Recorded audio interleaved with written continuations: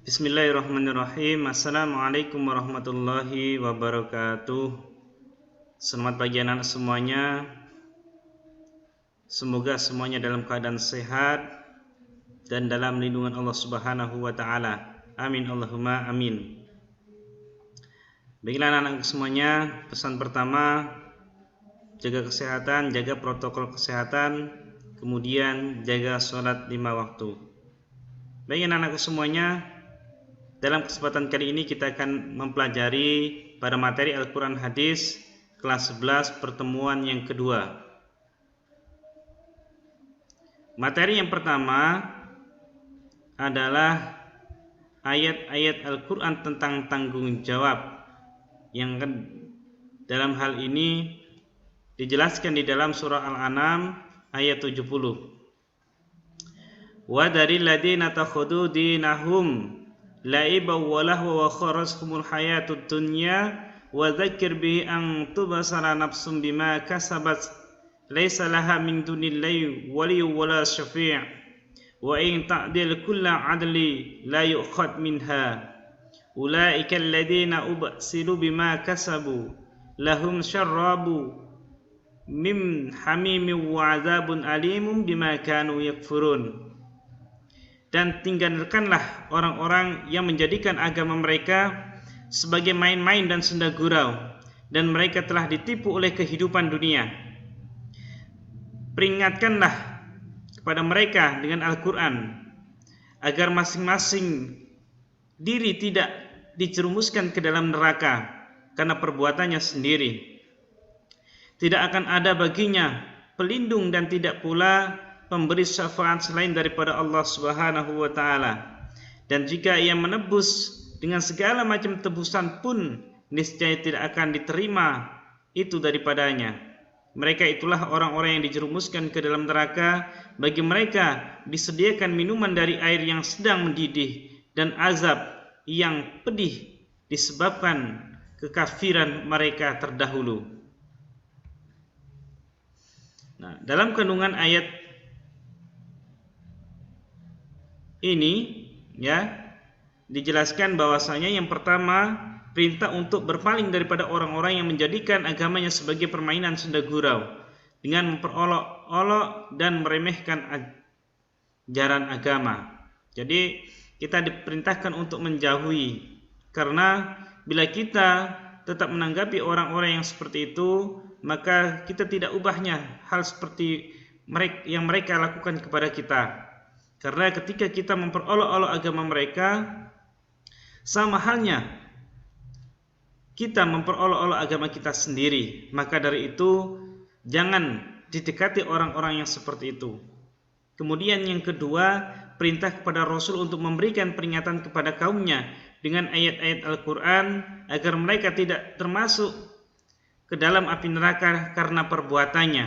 Jadi di sini Rasul sebagai utusan sudah memberikan peringatan kepada kita semuanya agar kita tidak melampaui batas, agar kita meyakini adanya Allah, agar kita dapat melaksanakan perintah-perintah dan larangan-larangan Allah sebagaimana Rasul contohkan kepada kita, sehingga kita tidak rugi.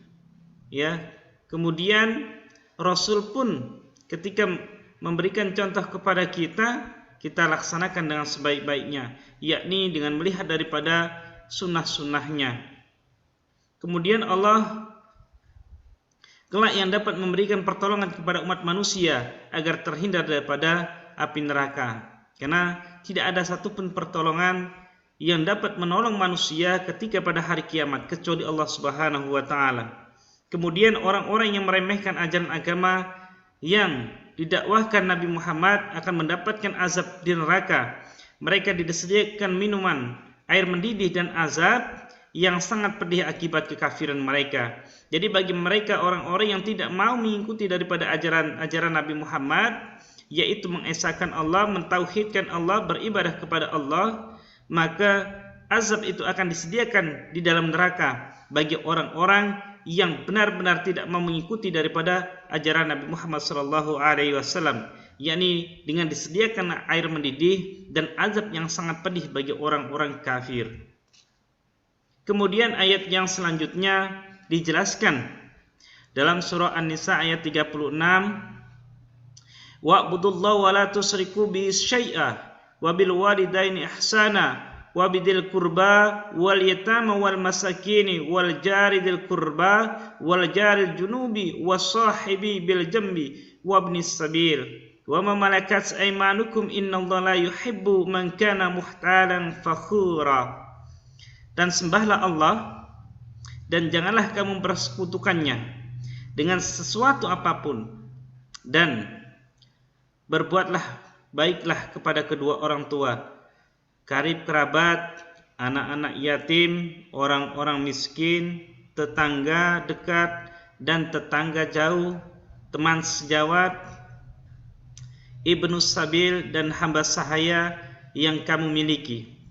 Sesungguhnya Allah tidak menyukai orang-orang yang sombong dan membanggakan diri.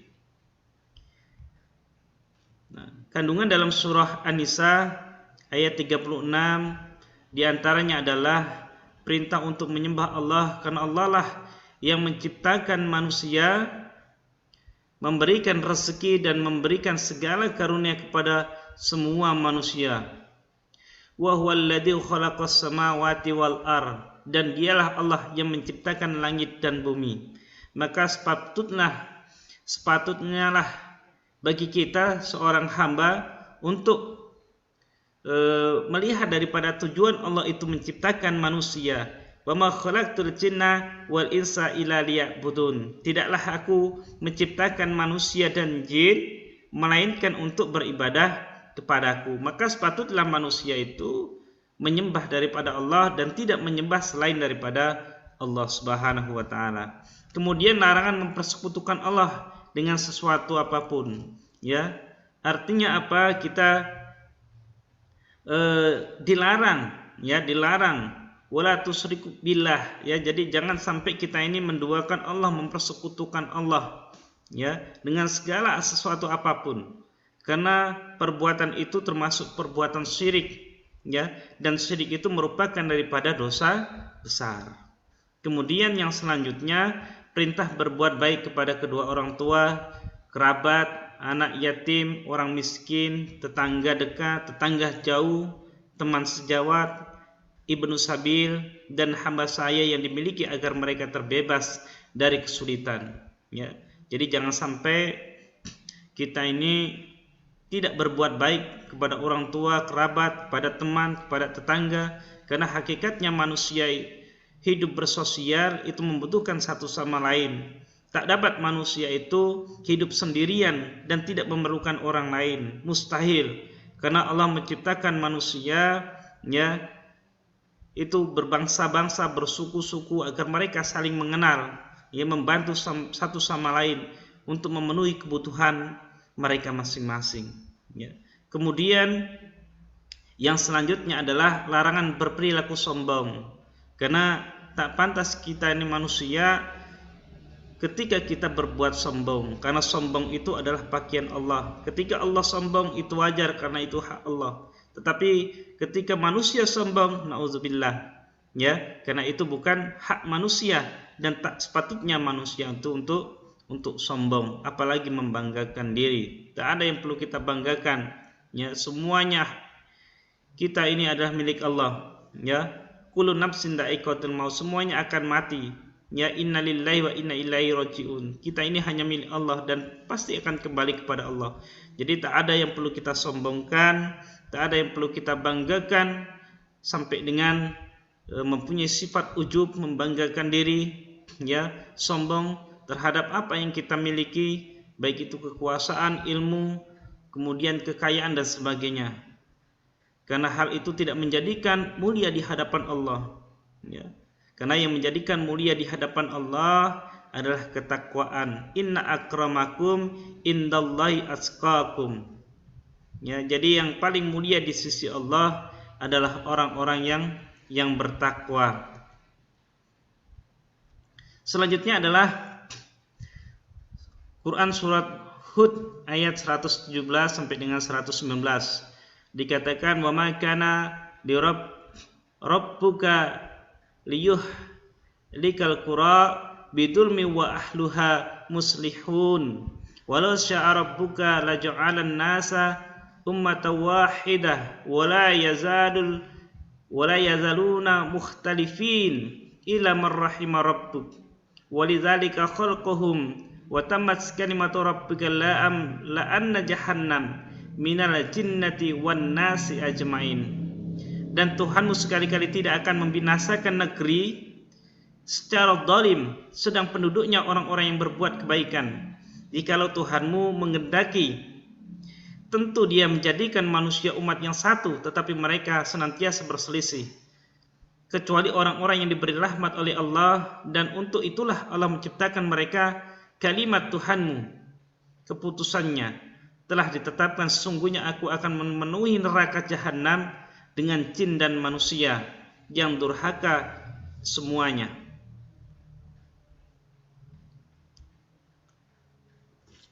Kemudian kita lihat kandungan daripada surah Hud ayat 117 sampai dengan 19. Allah tidak akan membinasakan suatu negeri kecuali di dalamnya terdapat orang-orang yang zalim. Ada beberapa contoh kaum yang dibinasakan, yaitu kaum Nabi Lut, kaum Nabi Shu'aib, kaum Nabi Lut alaihissalam yang zalim karena perbuatannya. Ya, jadi tidak Allah binasakan suatu kaum, suatu penduduk ketika di tempat itu masih banyak orang-orang yang mengingat Allah, masih banyak yang beriman kepada Allah, masih banyak orang yang berbuat baik. Tetapi ketika tempat itu sudah jauh daripada Allah, sudah jauh untuk tidak mengingat Allah, sudah sering melakukan perbuatan mungkar, kemaksiatan, kejahatan dan sebagainya, maka tidak ada lain bagi mereka adalah suatu azab. Sehingga tidak sedikit negeri-negeri yang dibinasakan oleh Allah sebagaimana contoh-contoh kaum-kaum yang terdahulu. Maka hal ini sebagai gambaran bagi kita, sebagai contoh bagi kita agar kita tidak mengikuti daripada orang-orang atau kaum yang melampaui batas sehingga kemurkaan Allah diturunkan melalui daripada azabnya. Kemudian yang kedua, sesungguhnya orang-orang yang dirahmati Allah adalah orang-orang yang berpegang teguh dengan ajaran agama yang diperintahkan kepada mereka. Allah menciptakan mereka untuk berselisih sehingga diketahui orang golongan yang bahagia dan sengsara. Jadi Allah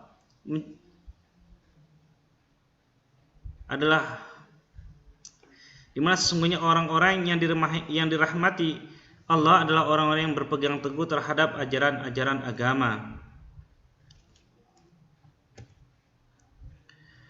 Kemudian hadis Nabi Muhammad SAW tentang tanggung jawab. Di sini dijelaskan dan diriwayatkan oleh Al-Imam Bukhari dari Abdullah bin Umar, an Abdullah bin Umar radhiyallahu anhu.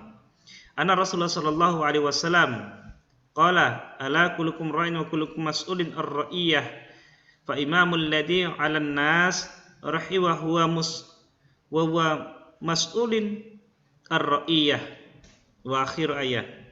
Ya, jadi ketahuilah setiap kalian adalah pemimpin, ya, dan setiap pemimpin akan dimintai pertanggungjawaban. Diri kita adalah seorang pemimpin yang nanti akan dimintai pertanggungjawaban terhadap apa yang sudah kita pimpin. Apakah kita dapat memimpin diri kita dari keburukan, dari kejahatan, dari kemaksiatan, sehingga itu akan menjadi pertanggungjawaban di hadapan Allah Subhanahu wa taala.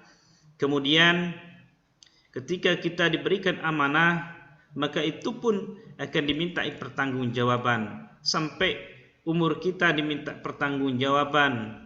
Kemudian harta kita akan dimintai pertanggungjawaban. Ya, sampai dengan masa muda kita, masa hidup kita, sampai dengan kita meninggal dunia. Maka semuanya itu akan dimintai pertanggungjawaban sesuai dengan amaliyah yang manusia lakukan di dunia.